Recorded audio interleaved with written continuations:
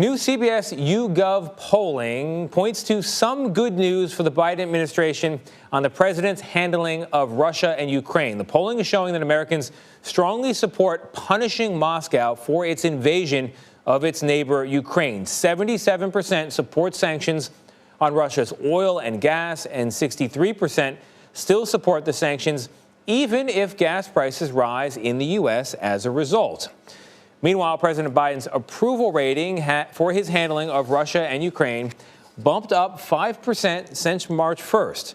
Overall, however, the approval rating for our sitting president has plateaued at around 43%.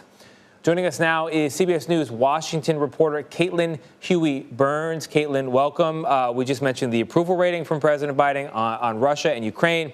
Also, the overall approval rating. What more do Americans want him to do in that conflict?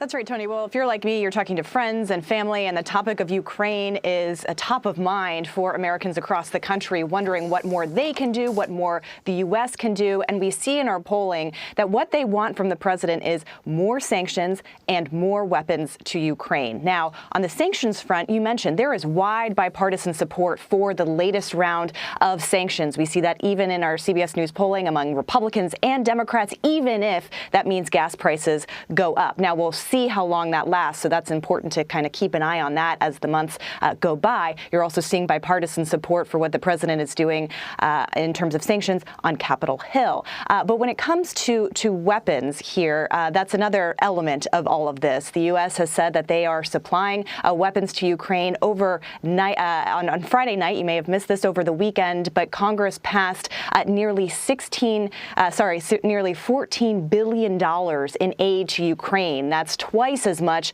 as was originally proposed. Half of that is for humanitarian assistance and half of that is for lethal aid. So that means getting more weapons to Ukraine. But there's a big sticking point when it comes to weapons. Remember that deal that Poland offered to send Soviet-era jets to Ukraine through the U.S. Air Base in Germany that was denied by the White House.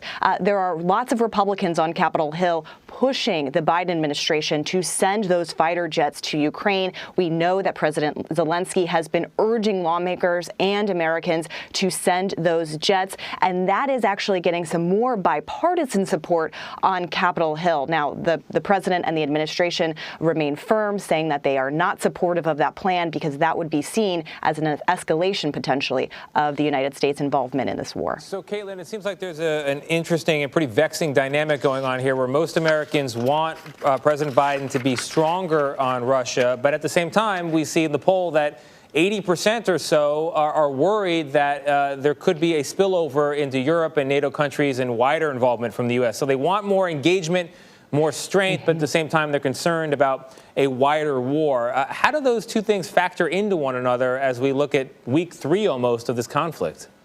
You know, that's a really interesting dynamic. Questions about the scope of U.S. involvement are hovering over all of this, and while Americans are expressing lots of empathy for what's going on and how this is affecting the Ukrainian people and the refugees especially, they're also concerned about whether the U.S. will be engaged in a wider conflict. Now, over the weekend, there was an attack that landed close to the Polish border, and you heard Jake Sullivan on our own Face the Nation over the weekend saying any attack on a NATO territory would be considered, that would invoke Article 5. And so he said that the U.S. is prepared to defend every inch of NATO territory, and that if there was an attack on NATO soil, that would bring the full NATO alliance to bear. But it's interesting to look at some of the details in this poll. You mentioned that there is wide support for the steps the administration is taking, but the details here are really important, especially when it comes to what more the U.S. could do, especially related to talk of a no-fly zone.